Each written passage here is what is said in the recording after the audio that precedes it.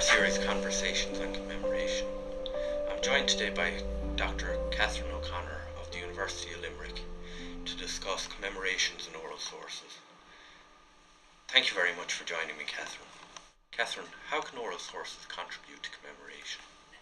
Oral sources, I think, can play a very valuable role in the process of commemoration. Commemoration is about memory. It's about how we as a society remember, what we choose to remember, and how we remember it. Memory as an activity is essential to us as human beings, and similarly as communities. It's very important to our sense of self-identity. Memory is always connected with identity and how we portray ourselves, how we imagine ourselves, and I suppose the vision that we have of ourselves as a society, as a community. Therefore, I suppose commemoration is about representation of the past, of our past.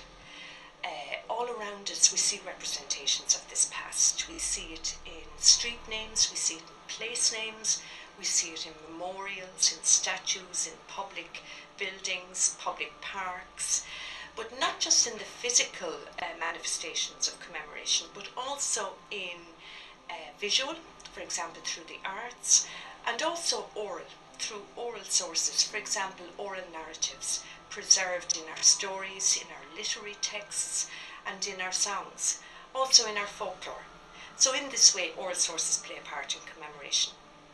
Oral histories also have a vital role to play in commemoration, in that they can provide us with very essential eyewitness accounts and participant stories of actual events. The usual things that societies remember, commemorate, are things like important historical events, important historical achievements, historical figures, historical people, maybe people who are very prominent in public activity, politicians, statesmen, and so on.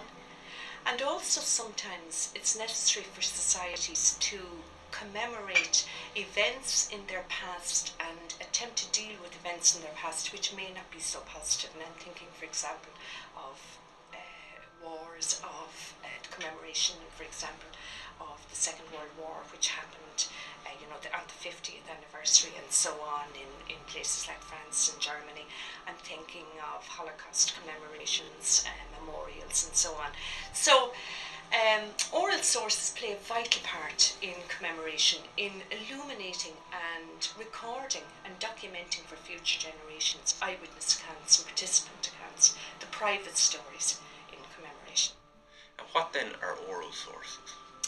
Well, oral histories, first of all, are usually recorded interviews with either individuals or with groups, and they're concerned with the personal recollections or the personal experiences of those groups or of those people. What oral historians are interested in their interpretation then of these recorded narratives are things like not just what people remember, but the ways in which people remember. Oral histories can illuminate the experience of different events. For example, they can enrich our understanding. They can give us, for example, hidden histories, histories of people who may not be recorded in other sources, in other ways. And I'm thinking, for example, of oral histories, recent work which was done on oral histories, oral accounts, personal memoirs and diaries of women's involvement in the events of 1912 up to 1921, which illuminated in an Irish context the participation of women, which perhaps will form an important part of the commemoration of labour history, of nationalist history, military events, and also of suffrage history in this country in the period now we're facing into the decade of commemorations, if you like.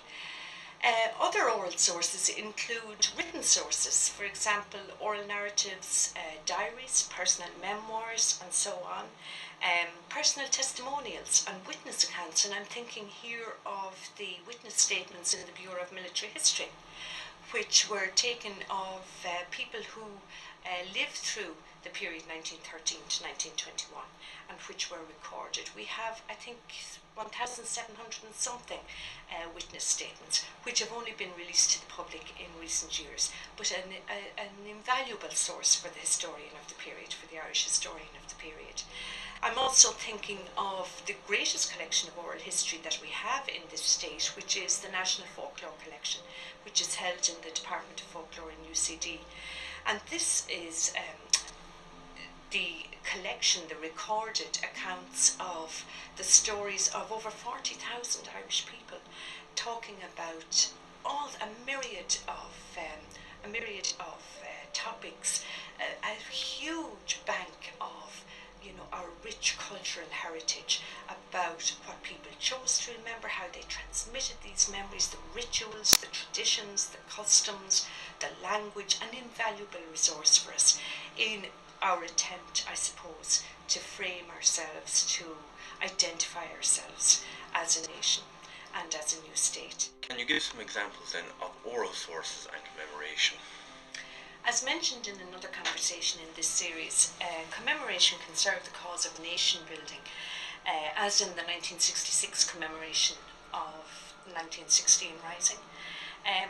Another example I can think of is the bicentenary of the 1798 rebellion, which was celebrated in 1998.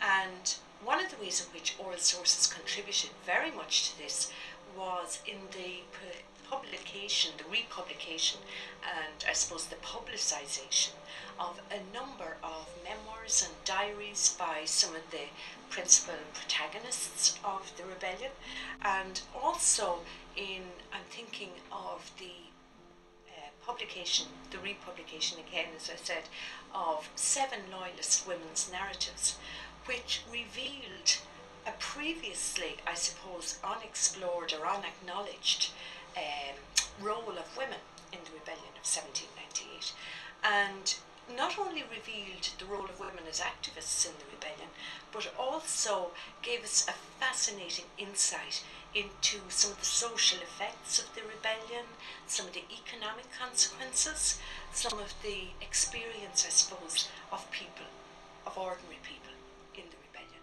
In that sense, what I referred to in the previous question, the hidden history of some of that experience of conflict, and that experience particularly of popular conflict, which is what distinguished the rebellion in different parts of the country. I'm thinking here of, for example, Jane Barber, a Wexford woman. I'm thinking of her vivid account of the Battle of Enniscorthy, where she witnessed the death of her father, and of being taken with her mother and the rest of her siblings to the camp at Vinegar Hill. I'm also thinking of Jane Barber's account of not only the material consequences of the rebellion, but the psychological consequences of the aftermath of the rebellion, because she describes how her brother, in common with other loyalist people who had fought on the Crown side, were no longer able to settle back to civilian life, and who ended up emigrating to Canada. And I think that highlighted maybe a previously, hitherto unacknowledged consequence of the rebellion of 1798. So to me it's an example of how oral sources in the form of memoirs and diaries can vividly illuminate the history of a particular time. Another example that I can give is, and a more recent example, is the work of Orlando Figes in connection with Stalin, the period of Stalin's rule in Russia. He published this oral history in the form of a book called The Whisperers recently, I think it was 2008, and it reveals a wonderful private history of Stalin's Russia, which has previously been completely suppressed, I suppose, and which is extremely informative for any historian of that period in, again, the lives of ordinary people, the effects of the repression of the era, the subversion at times by ordinary people in their own lives of the dominant official discourse of the period. Very often there's a tension between the private or the personal account and the dominant official discourse. Again, that can be seen, for example, in Ronald Fraser's Blood of Spain, which documented the Spanish Civil War. And it can be extremely informative and I think extremely important also for us as historians concerned with commemoration and with the memory and with the public memory of a particular period, a particular event, or a particular historical occasion. I think it's also very important to remember that historical accounts are always given, and this is something I think that oral history teaches us, that they're always particularly historically specific. And I think this again is something that happens with commemoration. It's always historically specific as well.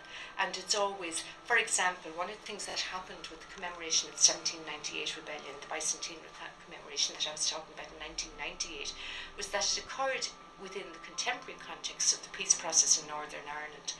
And this affected, I think, some of the interpretation that was put on some of the oral sources, not just the oral sources, but also the documentary source, in that there was a real attempt within the political context of the time in 1998 to portray and to promote the history of the occasion as very much an inclusive, and perhaps to downplay the sectarian nature of the rebellion, as was pointed out by people like Dunn and so on.